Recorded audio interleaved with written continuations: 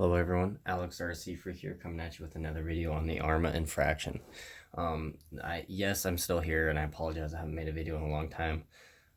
My brother recently moved in with his super disrespectful kids. He got laid off from work and he was going through some hard times, so he's moved into my house. And let's just say I've been trying to deal with that. So I'll try to keep the videos coming as much as I can. My hobby room had to get kind of rearranged so he can, have his girlfriend do her job. So like I say, I'll try to keep the videos coming as soon as I can, so please bear with me. With that being said, this is my Arrma infraction. We're going to be doing that sticker is just not sticking on there right. But anyway, we're going to be doing some work to this vehicle. So this is the body. It is a good looking body. I don't like the brown. I don't like flat colors.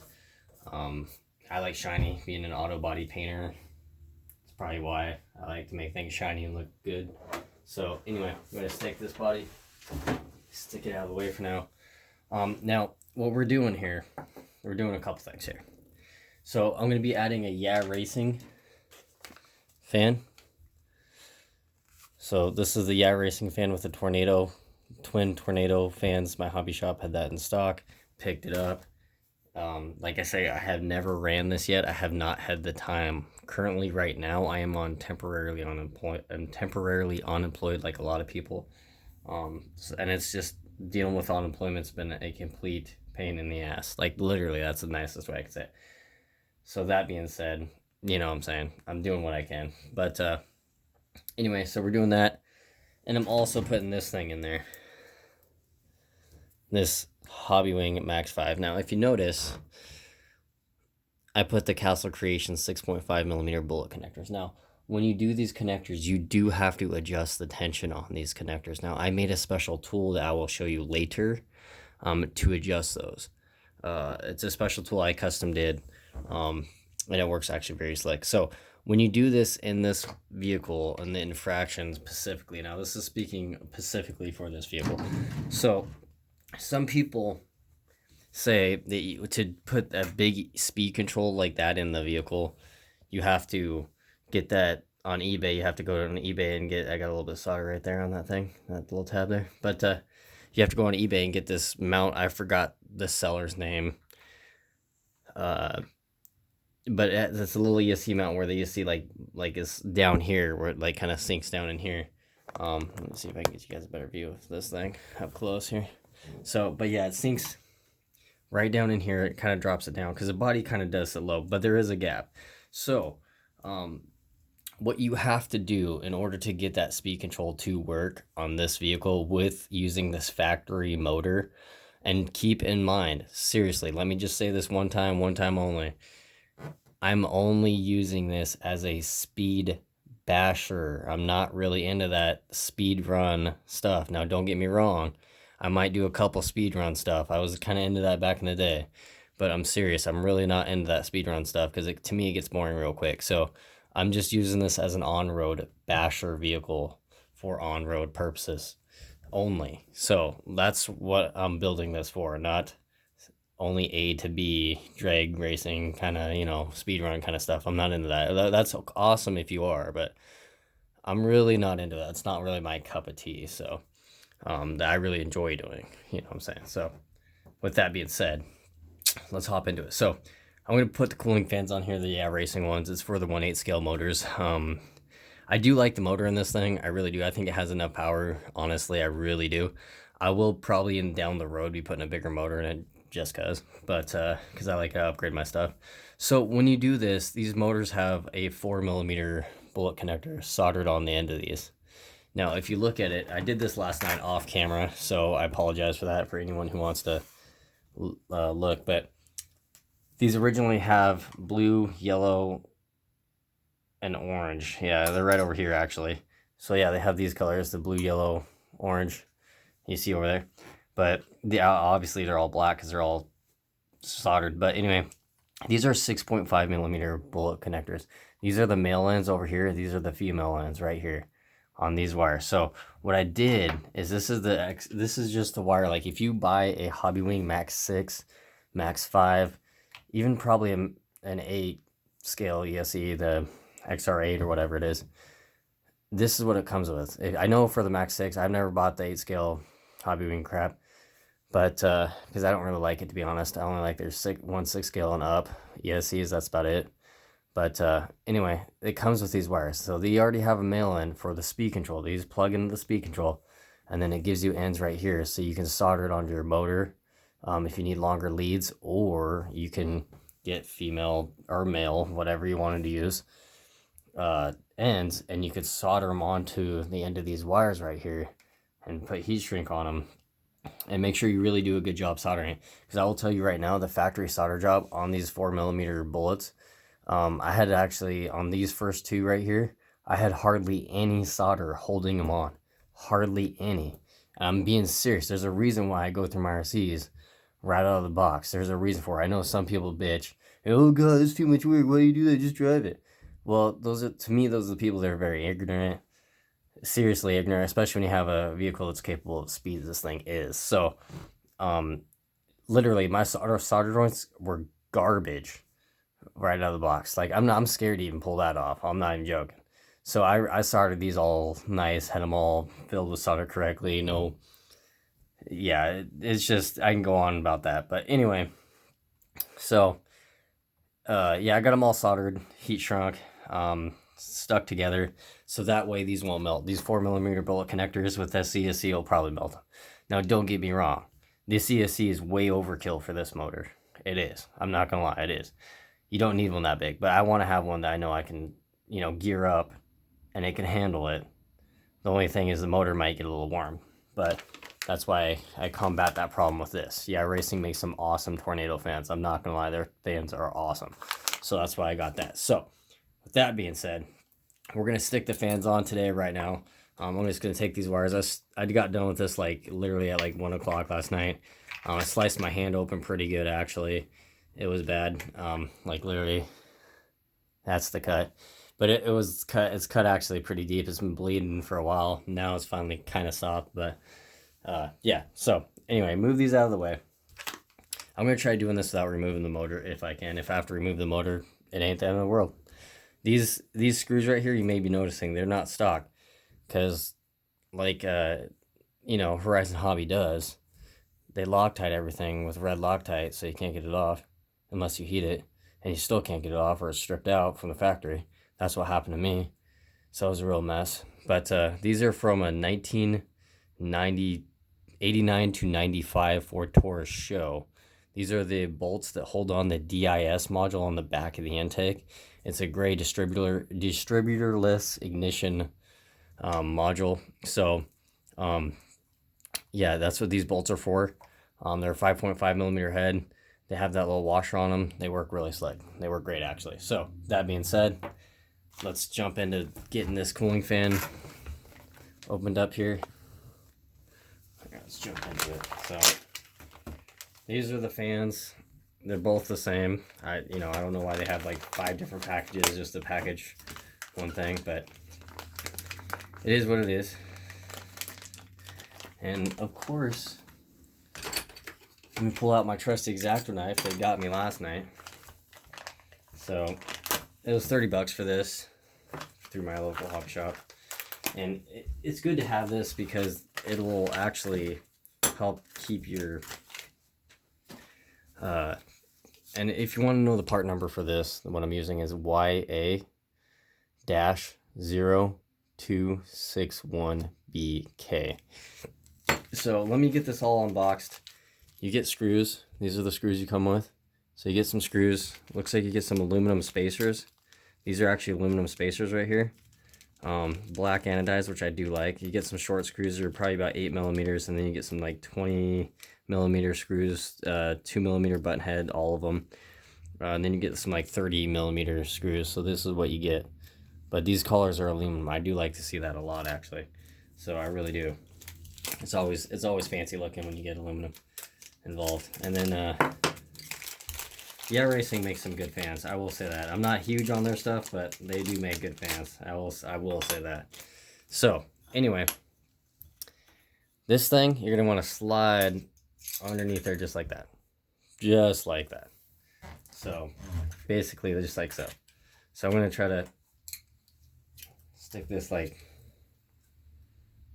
at an angle if I can, just like that. And then you got to stick this thing on like so. And it's a little tricky to... It actually slipped on a lot easier than I was expecting, to be honest. So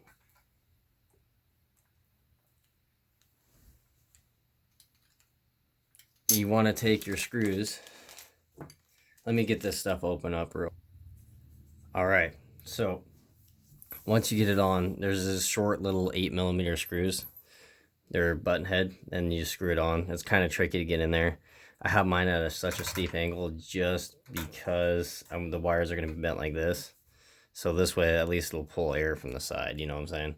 So anyway, so you got your tornado fans right here. They come with screws.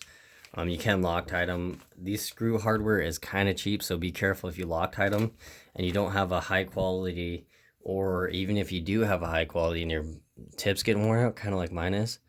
I got another tip though. I always keep tips, but I'm just saying this. The screws are kind of cheap. Like the hardware is kind of, it's not the best hardware, to be honest. So it strips out very easily. So just be careful. That's all I'm gonna say on that. Just be careful. So, and then these spacers, I was kind of looking at why they have spacers for these. They're actually for the fans, believe it or not. So you can space these fans out more to get supposedly more airflow, or higher airflow, I guess, from what those instructions say.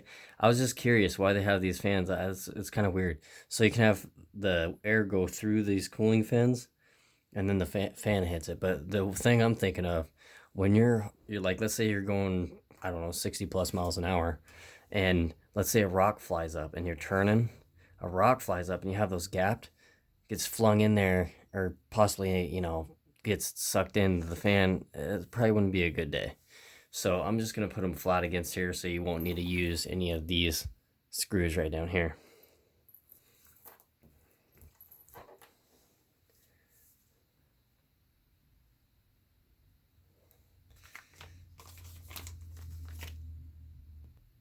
Okay, so one thing to note, these screws are Phillips screws.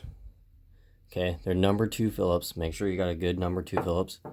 Now what I mean by number 2 Phillips is this point right here on the Phillips. So the number 1s and number 3s are going to have, you know, a lot. The number 3 is going to be a lot thicker, and number 1 is going to be a lot thinner. So just be careful. It's a number 2 Phillips head on these, and you will strip them out if you use number 1. So just, like I say, cautious. The hardware is not the best.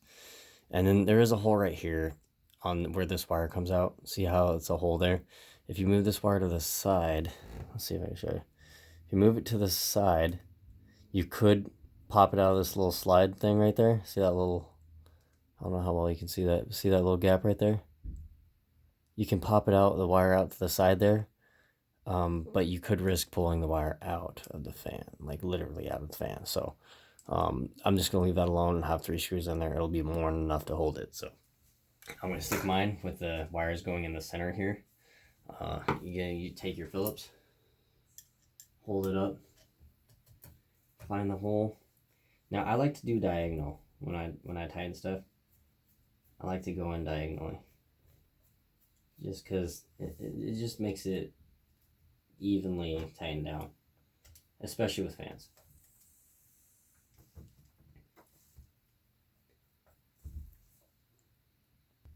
Okay, so once you got them tightened, you'll have the wires sticking up, which you have to route. I would route them over this, underneath the wires here, and over to your receiver box. Now, being very careful to keep in mind, all this is extra. Look at all this extra hardware here. Look at this. This is all extra hardware. That's all extra hardware for this fan. So the longer screws are if you wanted to put these spacers, like you stick the fan, these ones, or if you want to stick the fan through here and then have the spacer and then have it like that. That's what these ones are for. So if you want to have the fan sticking way out, I don't. I want to have it I want to keep it tight and compact into the center of the chassis, so that way it's all balanced better. This antenna, I'm gonna literally cut this down a little bit because I don't like how it's like kinked, and I don't know why it's like that either. This goes in the cab, But basically just run your wires over, being careful to not obstruct your steering. If you can run them out this way and down and over into the receiver box, which is right here.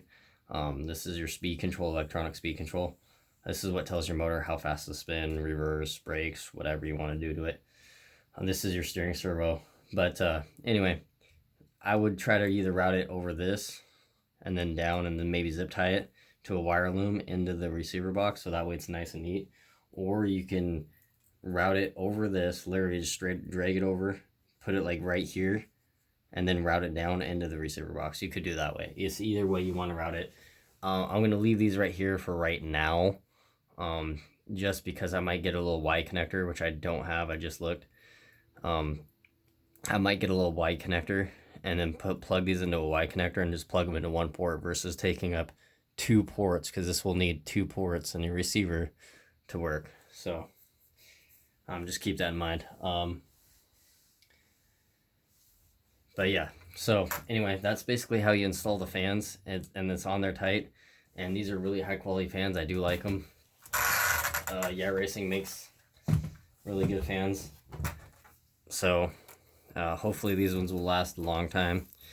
Just because the only reason why I say that is because it's so low to the ground. It's gonna the on-road cars pick up gravel, dirt, dust very easily. So just keep that in mind. But yeah, this thing, it is coming along. I have not had a chance to drive it. And if you guys are watching my channel and asking for that review video of my Super Baja Ray, I do apologize. I will be making that as soon as I can. I can't guarantee a time. Like I say right now, with what's going on with the whole Corona thing around the world, I wish you guys the best. It's kind of hectic, so because I've been getting stuff done around the house that I've needed to get done. So like I say, that's why I haven't been making a video recently. It's been a lot going on lately for me. But with that being said, if you guys have any questions about this install or putting the Hobby Max 5, which I will be doing a walkthrough video on, so you guys aren't in the dust. So anyway, see this X-Acto knife here? I'm going to say this real quick.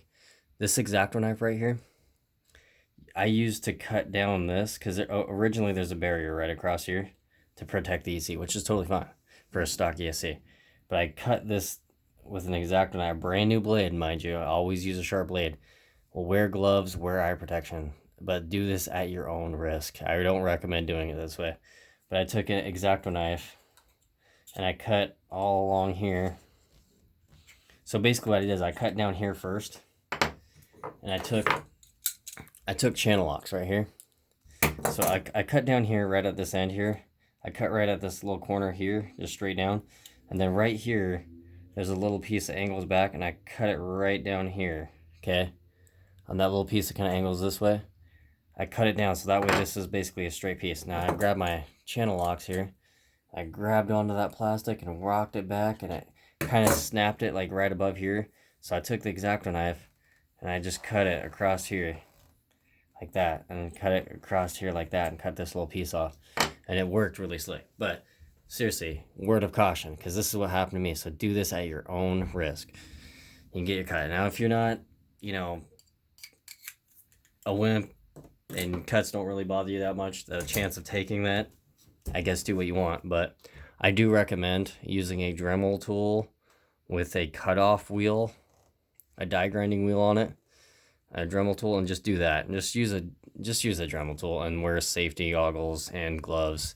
It is extremely important. So that being said, don't do what I did, because razor blades and me don't get along. So yeah. But anyway, with that being said, I'm going to end the video for the cooling fans. Thank you guys for watching. Alex RC Freak out. Peace.